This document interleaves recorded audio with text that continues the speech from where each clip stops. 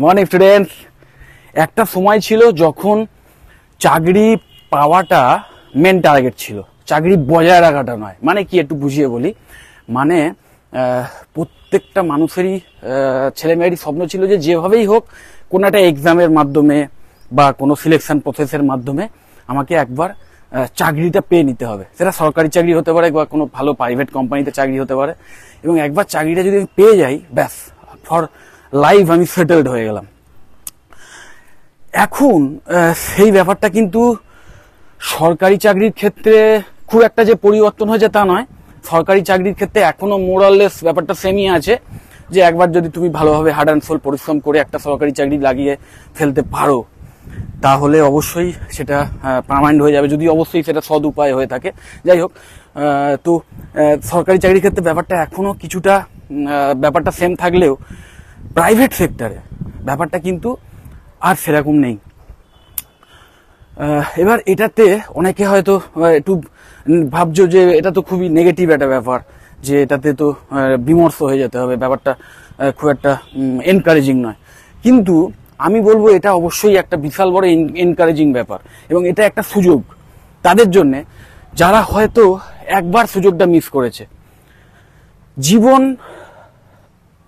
জন্ম থেকে মৃত্যু অবধি বেশ ভালোই লং, বেশ বড় সময়, এবং এই দীর্ঘ জীবনের মধ্যে একটা দুটো এক্সাম কি 4টে 5টা 10টা এক্সাম কখনো তোমাকে তোমার একদম জীবনটাকে নির্ধারণ করে দেবে, এটা কখনো হতে পারে না।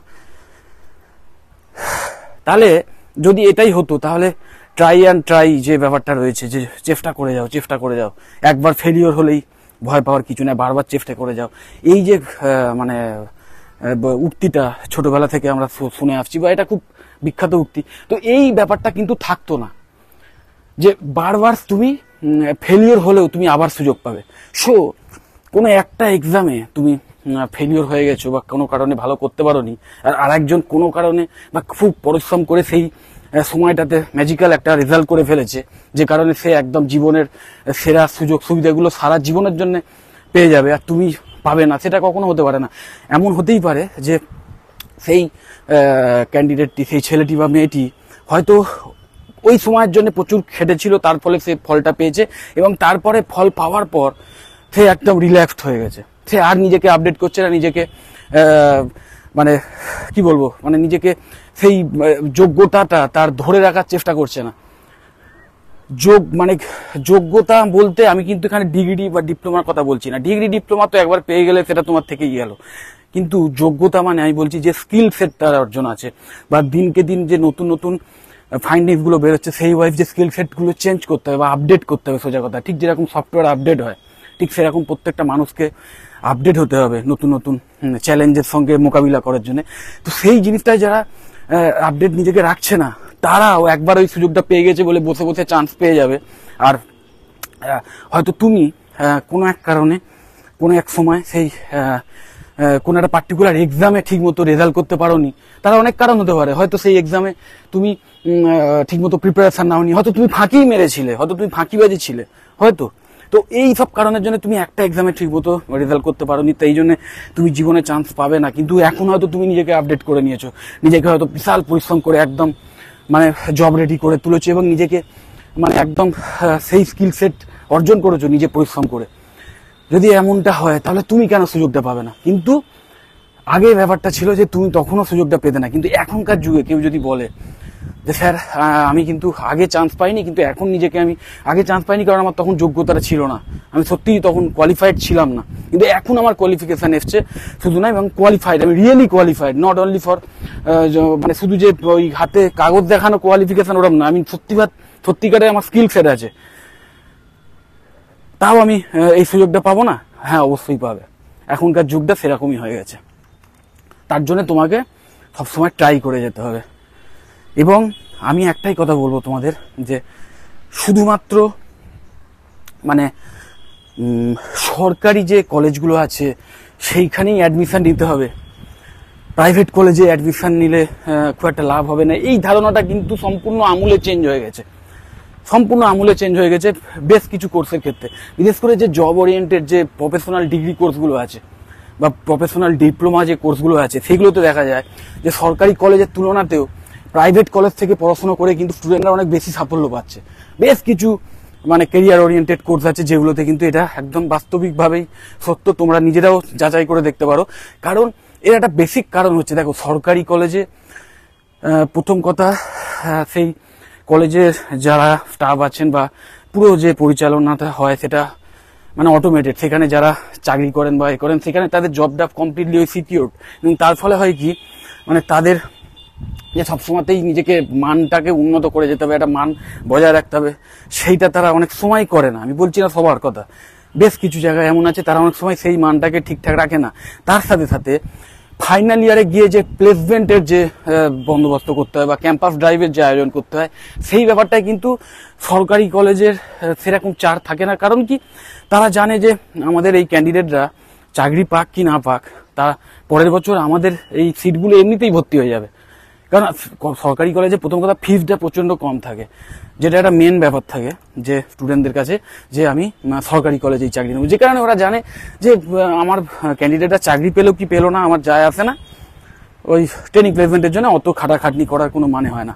যে কারণে সেইখানে কিন্তু স্টুডেন্টরা হয়তো ভালো করে পড়াশোনা করলেও ক্যাম্পাস ড্রাইভের সুযোগটা পায় না, যেটা প্রাইভেট কোম্পানি বা প্রাইভেট কলেজের ক্ষেত্রে কিন্তু জাস্ট অপোজিট। তারা জানে যে আমাদের ছেলেপুলেরা যত ভালো করেই পড়াশোনা করুক, যতই রেজাল্ট ভালো করুক, কিন্তু যদি এই ব্যাচের মানে বেশ একটা ভালো পার্সেন্টেজ অফ স্টুডেন্ট যদি ভালো জায়গায় চাকরিটা না পায়, তাহলে কিন্তু পরের বছর আমার কলেজে অ্যাডমিশনটা ঠিক মতো হবে না, এবং তার উপরই তাদের ভবিষ্যৎ নির্ভর করে থাকে, সেই কলেজের ভবিষ্যৎ, সেই কলেজের স্টাফদের ভবিষ্যৎ। যে কারণে সেই কলেজের ট্রেনিং প্লেসমেন্ট সেল এবং সেই কলেজের management heart and soul try করে একটা স্টুডেন্টকে জব রেডি করে তোলার জন্য যে ট্রেনিংগুলো দেওয়া উচিত সেইগুলোকে দেওয়া, এবং ফাইনাল ইয়ারে যে ক্যাম্পাস ড্রাইভের আয়োজন করা, বিভিন্ন এমএনসির সঙ্গে টাই আপ করে তাদেরকে নিয়ে এসে, প্রাইভেট কোম্পানিকে নিয়ে এসে যে ক্যাম্পাস ড্রাইভ বা প্লেসমেন্ট ড্রাইভের আয়োজন করা, সেইগুলোর প্রতি মারাত্মক মানে গুরুত্ব দিয়ে সেগুলোকে ফোকাস করা হয়।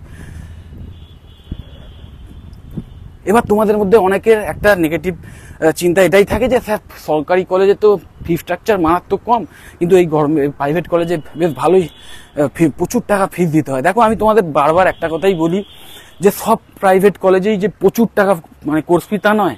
বেশ কিছু প্রাইভেট কলেজ এমন আছে যে কলেজে গভর্নমেন্টের সঙ্গে যদি তুমি তুলনা করো, গভর্নমেন্ট যে কলেজগুলো সেগুলোর সঙ্গে তুলনা করো, তাহলে অবশ্যই অনেকটাই বেশি ফিস, কিন্তু তুলনামূলকভাবে প্রাইভেট কলেজে যে নর্মাল ফিস চলে তার চেয়ে তাদের ফিসটা অনেকটাই কম থাকে। বেশ কিছু প্রাইভেট কলেজ আছে, দেখো প্রাইভেট কলেজের ফিস কখনোই গভর্নমেন্ট কলেজের সমান হতে পারে না, কারণ গভর্নমেন্টের যে ইনফ্রাস্ট্রাকচার বা সেখানকার যে স্টাফদের স্যালারি দেওয়া, সেগুলো সবই গভর্নমেন্ট নিজেই ফান্ড করে।